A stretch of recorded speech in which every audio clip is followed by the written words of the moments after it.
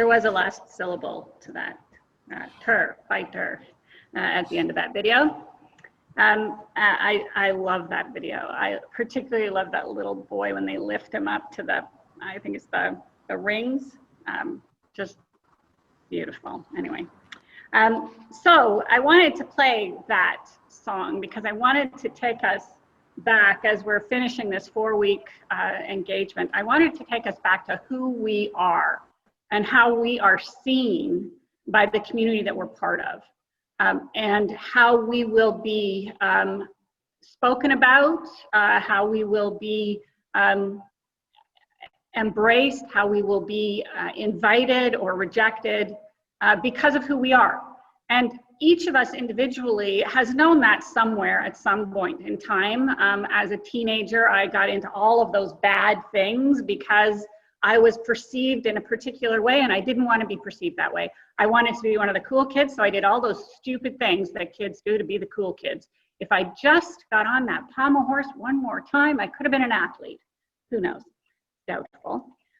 But as a congregation, we have a deep history in the United Church of Canada, not old in terms of some congregations that came into the United Church back in 1925, through a process that tore whole families apart, particularly in the Presbyterian Church. The Methodists and the Congregationalist churches all happily came to join the fold, but the Presbyterians had a very difficult time of it. And the last congregation I served, St. Matthew's United, which was a congregation made up of 3 or 4, actually I think it was 5 congregations at that point in time. One of the members, her family had split over the decision to join the United Church of Canada. And so it was a very real story of pain that she had experienced as a young child. But West Hill became a United Church back in 1950 when the area was growing, booming, beginning to boom. The property was donated to us by a Mrs. Kennedy back in 1949 so that we could build a church on it. We had been meeting, people had been meeting in people's homes prior to that point in time. And the church was built and then became a United Church in 1950. The first year I got here, I think Anniversary Sunday was the second Sunday I was here. And at that point in time, I learned that the congregation held its anniversary based on when it became a United Church, not based on when the building had been built or when the first people started gathering together in each other's living rooms, but when they had become a United Church, because that signified a point in its history that it wanted to recall as the most significant thing. So while many congregations are focused on their coming together as a community or on when they had their first bricks and mortar, we focused on when we became part of this larger denomination called the United Church of Canada. I've been here since 1997, which is a long time. And during that time, we've been through a lot of changes. Often when I speak, people ask me, so how did you manage to get to, how can we get to do what West Hill does?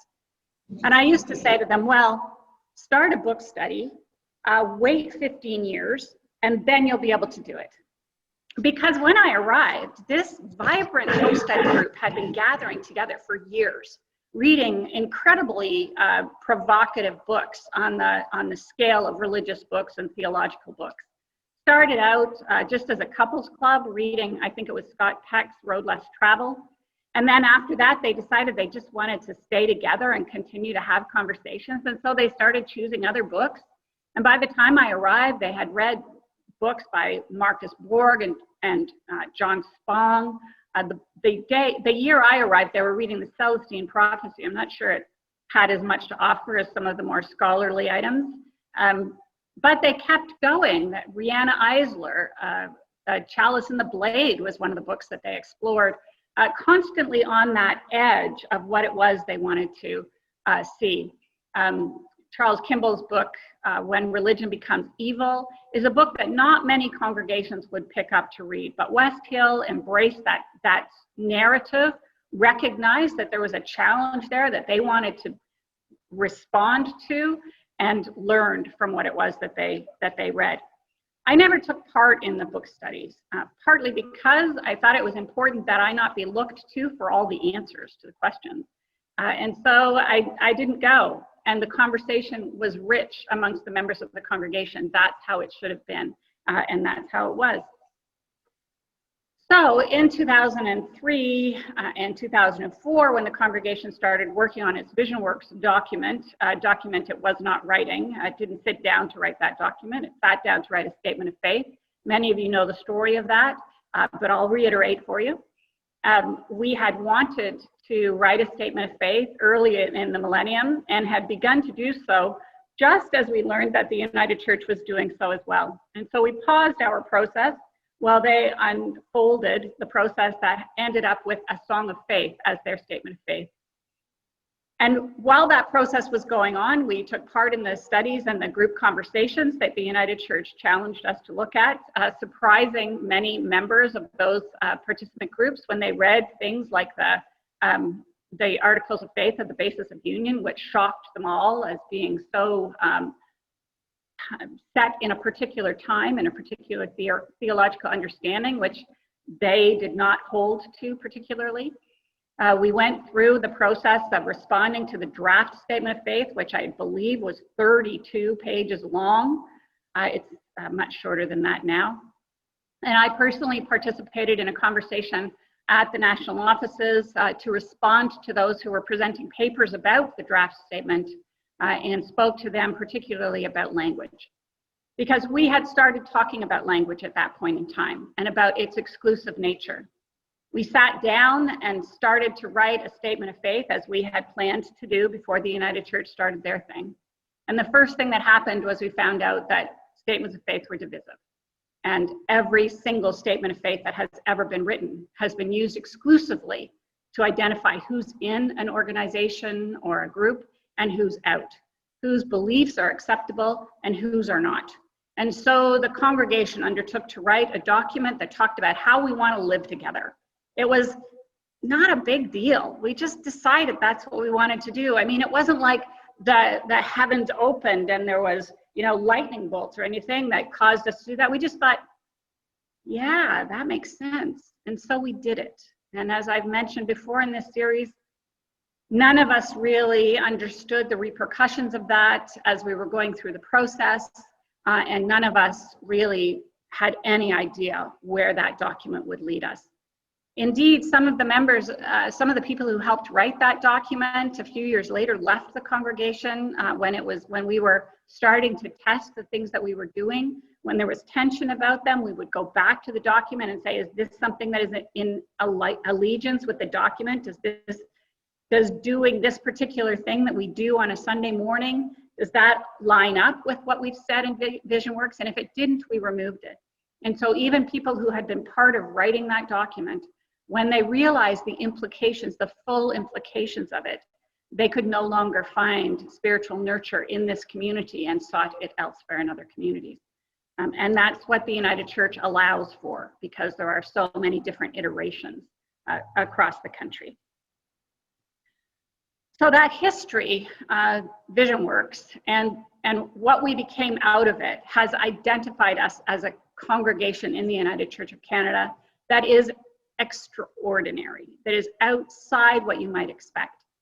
In 2004, when we launched, when I and others in the congregation and some from outside the congregation launched the Canadian Centre for Progressive Christianity, Jim Adams, who at the time was the president of the Centre for Progressive Christianity in the States, came up to speak at that event, at that opening, which happened on a Saturday evening. And he spoke here at West Hill on the Sunday morning.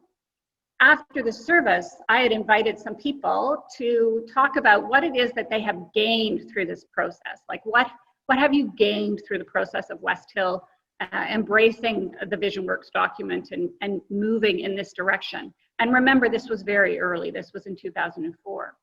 And I also asked them to say, what have you lost as part of that process? Like what have you had to give up because of that process of embracing that document? And the one that sticks out for me the most is something that Glenn Cockwell shared at the time. I can't remember what it was that he said he had gained, but I'm quite certain there was something. But what he lost, he said, was the comfort that he felt going to other United Church congregations, because he was no longer able to sit in a congregation and sing the hymns that were being sung, or listen to the readings, or focus on the language in the prayers. So he felt disconnected from that heritage. And that was a very real loss, and was a loss for many people. I know that many of you experience that now, having been, steeped in this theologically non-exclusive space, where many believe in an understanding of God, and many don't believe in any understanding of God, but we use the language of values to bring us all together in this place, denigrating neither perspective or any perspective. But going into a community of faith, having been in this place for a period of time, often becomes a time of dissonance. I remember a presbytery gathering, and I know I've spoken of this before. For many years, they did a gathering of all congregations for a church service, so that everybody could see everybody else, and they did it in an auditorium, hoping to bring together members from every congregation in Scarborough. When I arrived here, there were 23 congregations. I think there are fewer than 8 now. But at that point in time, there were still many, and everyone would go to that gathered community to participate. But we didn't go, because the services were always on a Sunday morning. And we felt that because we had people who traveled sometimes a great distance to be with us, to put a sign on the door saying, "Sorry, not here today," would not be appropriate. So we never went to those services. Until one year, after me writing a letter every single year saying if they were in the afternoon, we'd come. If they were in the afternoon, we'd come. They put it in the afternoon. And so we went, a bunch of us. I said on Sunday morning, I've complained about this for years, so I'm hoping you'll come. I think we had 27 people show up at that afternoon service. We took part in the workshops, we engaged with other people, and then we sat down to be in a service of worship, which was pretty standard fare for most of the people in that room. But for the people of West Hill, it was an exclusive experience. It was an experience of not being part of the church that we were part of.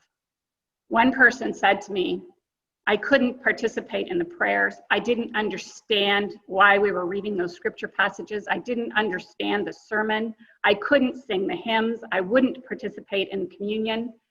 Basically, everything in the service had excluded that individual. And we became very aware of how much we had shifted and how far we had come, and how exclusive, in a way, our non-exclusive way of being together had become. So Glenn, when he said that back in 2004, had no idea how deeply and effectively that shift was going to be, and how far it was going to take us from the liturgical roots that were ours to have. All of that is a bit to just remind us that though we are part of the United Church of Canada, we are significantly different than most congregations in the United Church of Canada. I know I don't have to tell most of you that, but it stands out as we talk about what the future will look like. This is the 4th in that series of Steve Maraboli's 4 pillars of success that he talked about. And his quote is, "The best way to succeed is to have a specific intent, exploring who we are and saying who we are, a clear vision, a plan of action, and the ability to maintain clarity." So today we're talking about that ability to maintain clarity. And over the past few weeks, on Wednesday afternoons, we've had conversations about the focus for that particular week, and we'll have one again on this Wednesday. That will be the final one. And those conversations have explored, we've talked about our vision and VisionWorks piece. We've talked about a plan of action, given who we are, how would we want to be in the world? We talked about vision before that, sorry. And our vision, when I talked about vision, I invited us mostly to see, okay, if this is what we would see, what would others see? If our vision wants to expand beyond simply who we currently are, We have to be able to include or imagine what others might be thinking and seeing. And then the plan of action is understanding who we are, where is it that we want to go, particularly if we're giving voice to those who have previously not had a voice in our community, as we have done over these past 20 years. One of the quotes that I picked up when I was talking about clarity or searching for quotes on clarity was one by Steve Jobs. And the quote is a simple one. Focusing is about saying no. And that's where we are now in this process. We have to identify what it is we're going to say no to anymore. And that's really how we decided how we were going to be who we are now. Over the course of the years that followed VisionWorks, we continually said no to things that had been normal and part of who we were for our entire history. And we're certainly part of most of the United Church of Canada. But as we brought them to our principles and to our values, and we asked ourselves whether they would be something that would invite participation and be radically inclusive or theologically non-exclusive, would allow anyone to come and be in this place. And maybe we wouldn't have everything that they would want, but there wouldn't be anything here that they would not. And we said no over and over and over and over again. So Steve Jobs, I think, who's fairly critical of Microsoft, would say, hey, you're an Apple product, right? Even though we're actually not. But his idea of an organization that can't focus is Microsoft, right? So Apple, he thinks, or he thought, did things with a singular purpose. And West Hill has had that kind of singular purpose over these last 2 decades. So to look at the Steve Goodyear quote, minister in the United Methodist Church, I believe, when we get to the point of deciding what it is we want to do, or getting a vision clear, or having a document like VisionWorks completed and ready to take us forward, then we ask those questions. Okay, are you ready to move ahead? Can we move ahead with this the way we are? Is this what we want to do now? Are there barriers that we need to move? Are there people that we need to include? Are there stories that need to be told to clear the air so that we can move forward with integrity? Are we wanting to move forward with this? And that question is a very big question. And we won't have an answer to it yet because we haven't actually identified what the vision is going to be. That strategic plan piece still has to come together.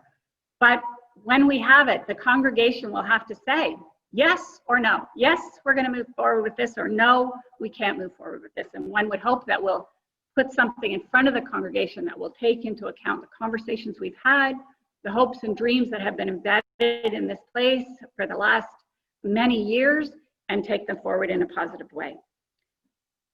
And then the next question he asks is, if you gave this up, if you stopped doing this thing, if you decided that that dream, you didn't have the energy or the fortitude or the resources or the support, you didn't have the denomination behind you as you made those decisions, what would that feel like? Would it feel like defeat? Would it feel like complete loss of who you are? Would it feel like you simply, there's just no point going on? What would it feel like? For Goodyear, that's a significant question. It's not just, can we do this? It's not just, is this, something that we'll put, on the to-do list, and down the course of the next many years, we'll figure it out. It's, what does it look like if you decide, I don't have it in me. We don't have the energy. If you had to actually give up the dream of what West Hill has been to you, and the idea that it could be that to others, what would that do to you? What would that do to us? That's a significant question. And what does our best self advise us? If we're West Hill full and free to make our mark and uncriticized, or criticized, perhaps the crucible of the United Church has been our refining element. What does our best self tell us that we should do? To go to Chris Jami and the reading that Deb shared from him, the point about who West Hill is has marked us significantly, most significantly in the past 5 years. Not that there wasn't a lot of, noise about who we are in the years before that, particularly when my books were published. Lots of chatter about that. But in the last 5 years, particularly in the 3.5 years of my review, the congregation has been maligned by many in the United Church of Canada. Not just me, but the congregation itself. Because the question has been raised over and over and over again, and probably from many pulpits in the United Church. Is this really a United Church? Is this the United Church of Canada congregation that should be allowed to continue? And if it does continue, who is going to lead it? And what the only real restriction on my leadership in the United Church is that if I wanted to go to another congregation, I'd have to get permission of the Office of Vocation. And that is your restriction as well. If you are to call another minister, you have to get permission to call that minister from the Office of Vocation. So it's not ridiculous to ask the question about opposition and how we are going to respond to those voices of opposition, to those people who put themselves in the way of this congregation. That choice that you're going to need to make is not that far off.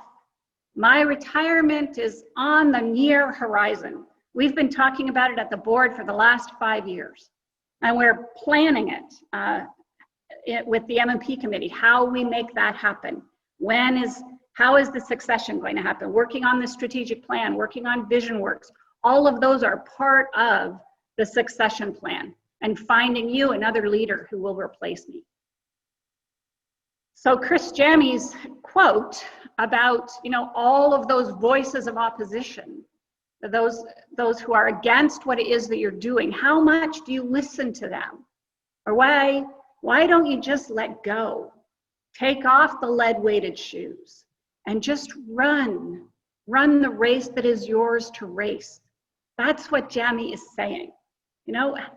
Yes, it's important to hear the opposition. Yes, it's important to absorb the questions and be able to respond to them eloquently and passionately. Yes, it's important because those questions help you know who you are. But do you let them stop you from moving forward? Do you let them tweak the dream to the point that it doesn't look like your dream anymore? Do you let them color in the future in a way that does not quite look like the future you might have imagined? You're going to have to, at some point, let go of that opposition, that constant explaining yourself, and just keep moving forward. I remember many years ago when I was in a very, very challenging place in my life and very confused about how to move forward and incredibly stressed. And someone said to me, you need to make one decision a day and don't change your mind. Just one decision a day. Making a decision a day wasn't hard. I mean, I made about 30 decisions a day, but the thing was that I would then go back on them all. So that would make it 60 decisions. And then reconsider it. So it was 90 decisions. It was absolutely ridiculous and driving me crazy. The idea that I couldn't change my mind meant that I had to actually own those decisions in the very center of me. I had to be prepared to live with them. And so that gave it a gravitas, that the frantic, should I this or that or this or that, had to be let go of. And Jami is kind of saying that, you have decisions to make. And you need to make those decisions and then not change your mind. They are big decisions. How do we want this place to change? How do we want it to stay the same? Who do we want to include? How do we want to do that? Those questions are big questions, and the answers to those questions are ones that you're going to have to wrestle your way through. And when that strategic plan is laid in front of you, you're going to have to go, yes, or no. And the congregation, when it makes its decision, there may be some people in this community who say no when the congregation says yes, or yes when the congregation says no. And then we have to find out how strong that yes or no is, and whether or not we can live with it, and whether we have to find another place. These are difficult questions. These are hard choices, and we are going to have to live with them. And now let me go to Eric Roth and his reading, because I love the questions that raises for us. When we've reached the age that most of us have reached, we've seen a lot of life. And the story of Benjamin Button, of course, is the going backwards. When you look like this, you're not very old at all. And you have your whole life in front of you. But a lot of us have a lot of our lives behind us. We're way past that middle age moment, although middle age is creeping up, right? It used to be 30, and then it was 40, and now I think it's at least 50. So middle age is shifting, but the reality is we ourselves are at the point where many of the decisions that we've made have already been made. But Roth's quote from the screenplay for Benjamin Button says, even if you've made all these decisions, even haven't got where you are now, I hope that there are still things that startle you. I hope that you're not so inured to what goes on. You haven't seen so much of everything that you can't possibly be shocked by something else. And that being shocked by it doesn't just create a reactionary response, but that it makes its way into you so that you absorb it and feel differently. So you look at the world differently. So as a congregation, you're not just the same way you were last Sunday when you got together. There's something different. I'm hoping that there are still things that startle us as a community and as individuals. I hope you feel things that you've never felt before. As a congregation, I think that we have felt a span of emotion that many congregations don't allow themselves to feel. We've been broken. We've been courageous. We've been sad and filled with sorrow. We have been filled with elation. We've been angry. And we have been filled with hope. We have offered love throughout all of that. And we have found ways to stand beside each other, no matter our differences. And when we couldn't do that, and the differences were too great, whenever possible, we let go with a loving embrace.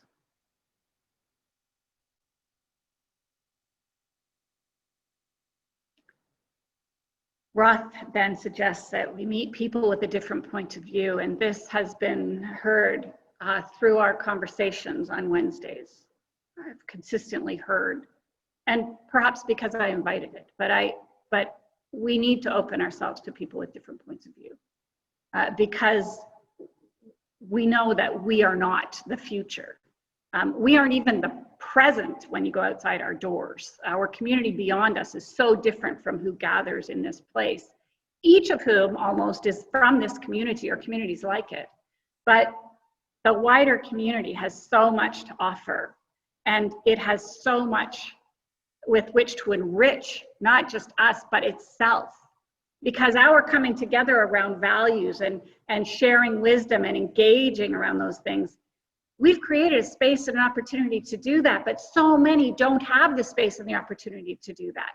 And so how can this dream, this idea that has been West Hill, how can that be something that we offer to the community? How could we make it so that they are actually embracing it and taking it forward with or without us?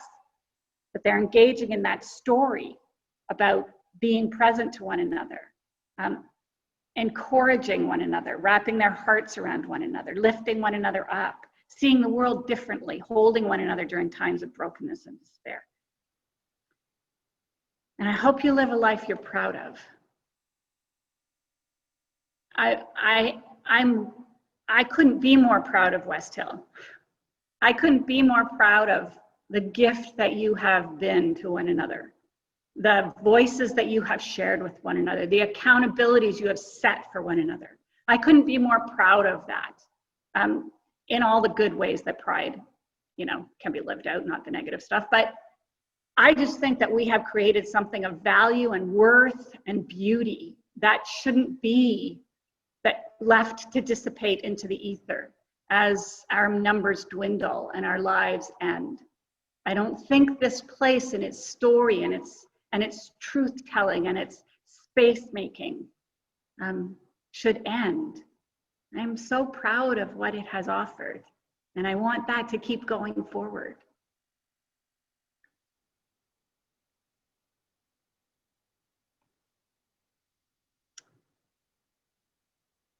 Roth ends saying that even if you find you're not proud of it, if there's stuff you find you're not proud of, then I hope you have the courage to start all over again.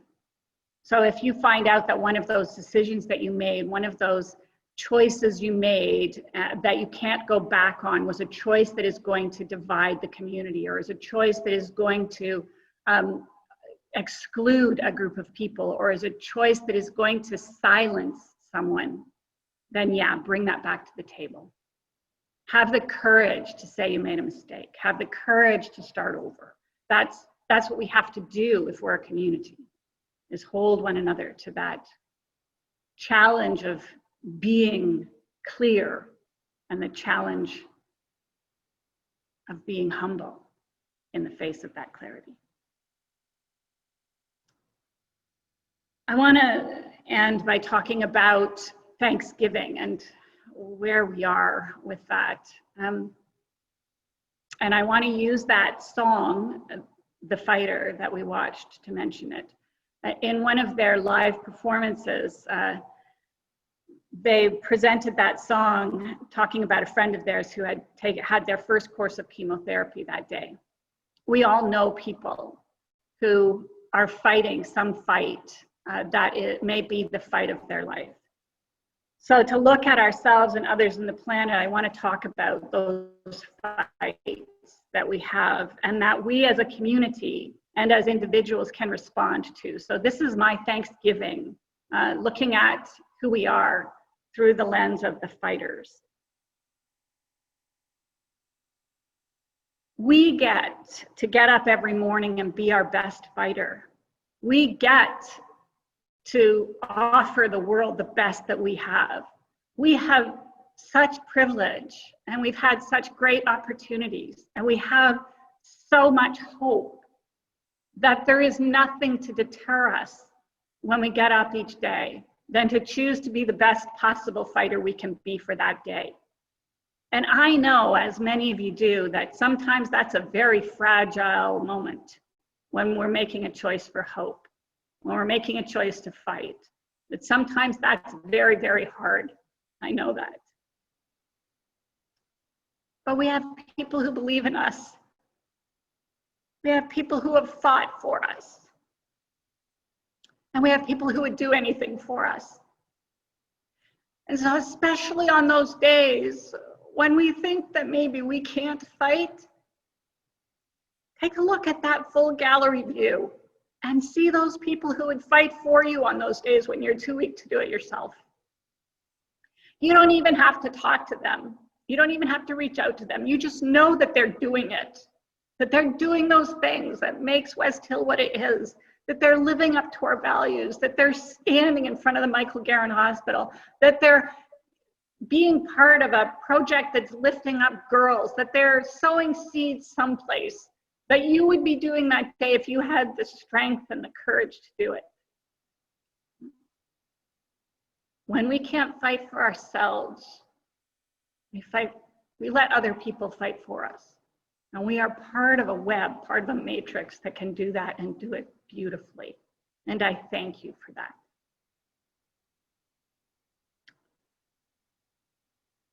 We can fight for others beyond ourselves.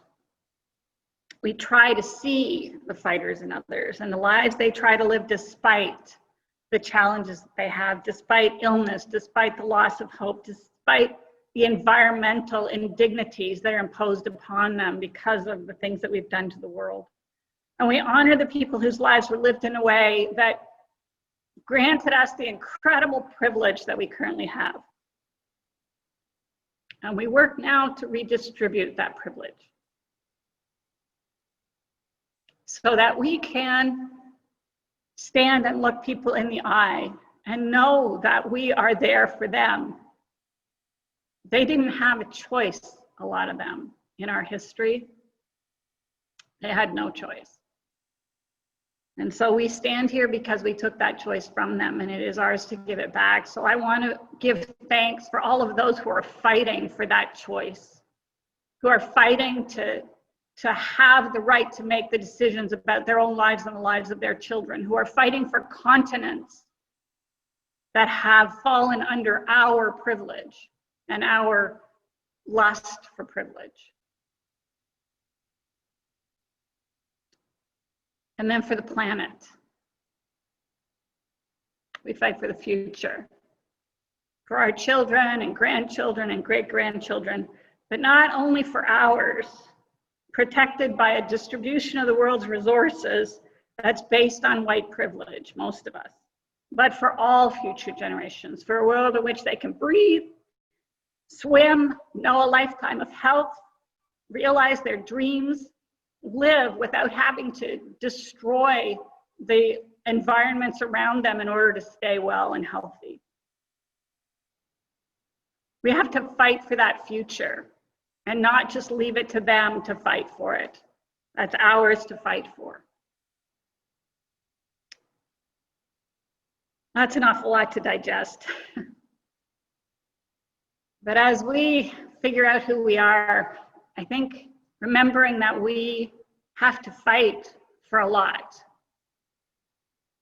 to be acknowledged for what it is that we think is right, have been ridiculed and harmed for that, to have stood up anyway, to have created a community in which each of us can reach out and find the strength of others when we don't have any of our own, to fight for their place where they can be part of that kind of community, and to fight for a future that we will leave behind in a few decades. We won't be here anymore, some of us in less than a few. But to fight for that future for all, these are the things that we must do. The closing song is Desiree's You Gotta Be, which says you've got to try and keep your head to the sky. You got to be bad, which means bad in a good way. You got to be bold. You got to be wiser. You got to be hard. You got to be tough. You got to be stronger. You got to be cool. You got to be calm. You got to stay together. All I know is that love will save the day.